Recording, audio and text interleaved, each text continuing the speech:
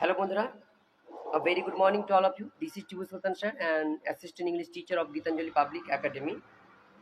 আজকে আমি আলোচনা করব খুবই একটি গুরুত্বপূর্ণ বিষয় নিয়ে, আর যেটি আপনারা হয়তো শোনার পর এবং এই ভিডিওটি দেখার পর অনেক বেশি আনন্দিত হবেন। প্রথম কথা হচ্ছে, আজকে আমি আলোচনা করব, আপনি ধরুন যে কোনো একজন দীর্ঘদিন ধরে আপনার গোপনে আপনার বদনাম করে যাচ্ছে, তো সেক্ষেত্রে আপনি কি করবেন।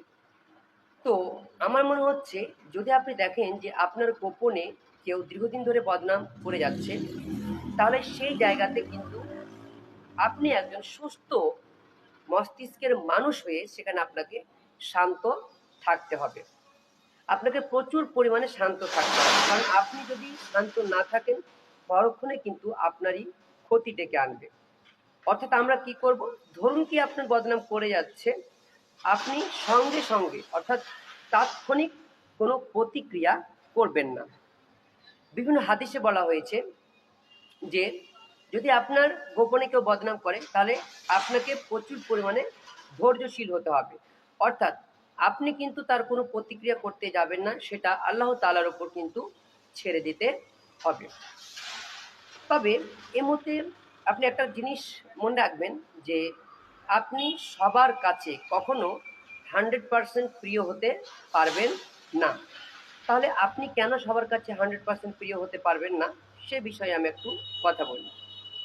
আপনি ধরুন যে আপনার যা যোগ্যতা রয়েছে, বা আপনি যে পরিমাণ মানুষকে ভালোবাসা দিচ্ছেন, মানুষকে ভালোবাসছেন, মানুষের সাথে ভালো ব্যবহার করছেন, আপনার হয়তো এই সমস্ত দিক দেখে যারা শত্রু আছে, যারা অযোগ্য আছে, তারা কিন্তু আপনার সমালোচনা করবে। তো সেক্ষেত্রে কিন্তু আপনি কি হবেন, তার কাছে কিন্তু আপনি কখনো প্রিয় হতে পারবেন না, কারণ তার একটাই চিন্তা ভাবনা থাকবে যে কিভাবে আপনাকে নিচে নামানো যায়, সে যে দিক থেকে হোক। তাই আমি এই মুহূর্তে একটা কথা বলতে চাই, আপনি কারো কাছে সবার কাছে 100% প্রিয় হতে পারবেন না।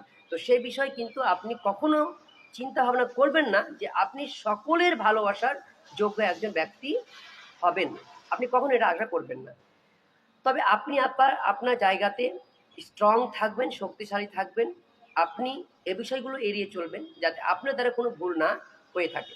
তবে অন্যায়ের প্রতিবাদ কিন্তু অবশ্যই করতে হবে। এমনি এমনি এমনি কিন্তু নত স্বীকার করাটা কাপুরুষের কাজ। যারা ভীরু তারা কিন্তু এমনি এমনি নত স্বীকার করে।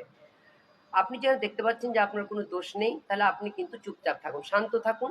আল্লাহ তাআলা আপনার সাথে আছে সবসময়। আল্লাহ তাআলার উপর সে সকল মানুষের বিচার কিন্তু আপনাকে ছেড়ে দিতে হবে।